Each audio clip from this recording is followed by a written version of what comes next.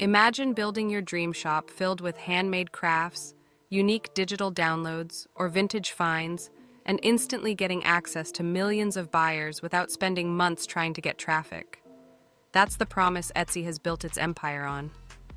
But here's the real question for 2025. Has Etsy become the ultimate creative seller's paradise, or is it slowly turning into a hidden fee nightmare that drains creators dry? Etsy gives you something most platforms can't: a built-in audience actively searching for unique products. You don't need to be a marketing expert or own a website to start selling. A couple of listings, decent photos, and you're live in front of shoppers worldwide. For new creators or side hustlers, that's huge. And the variety is unmatched. You can sell handmade items, vintage goods, craft supplies, or even digital files. Etsy also provides marketing tools like promoted listings, coupons, and off-site ads, making it easier to scale if you're willing to pay. But here's where the shine starts to wear off. Etsy is not a free ticket to success.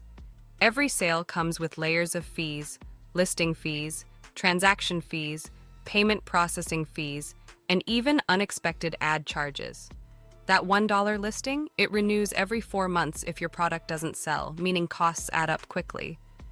Then there's the stiff competition. With millions of sellers, standing out is harder than ever. If your photography, SEO, and pricing aren't on point, your products can easily vanish into the crowd.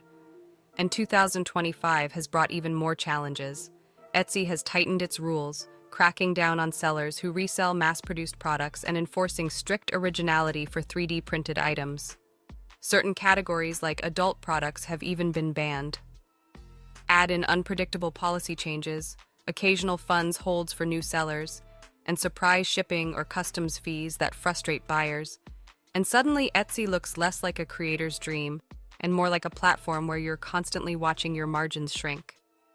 Still, for the right seller, Etsy can absolutely work. If you create truly unique items with enough margin to absorb the fees, Etsy gives you instant exposure you won't find elsewhere.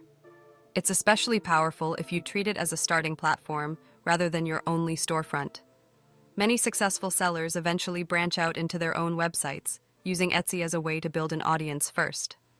So, is Etsy in 2025 worth it? If you're a passionate maker who wants access to a massive pool of buyers, yes. But if you're relying on razor-thin profits or selling in saturated niches, the hidden costs can make it a nightmare. The key is knowing the trade-offs and deciding whether Etsy should be your launchpad or just a side channel. Now, I want to hear from you. Do you think Etsy is still the best home for creatives, or has it become too corporate and fee-heavy? Drop your thoughts in the comments and let's start a discussion. If you found this breakdown helpful, make sure to hit that like button, subscribe for more honest app and platform reviews, and turn on notifications so you never miss the next one.